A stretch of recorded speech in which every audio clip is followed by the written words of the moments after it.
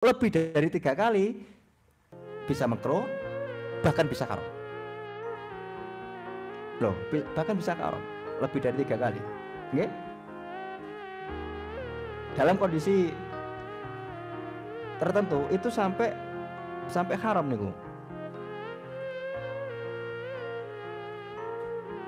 Contoh, mamane contoh. Sampeyan iku waktune sholat wis arep entek. Sudah mau habis waktunya sholat, sudah mau habis.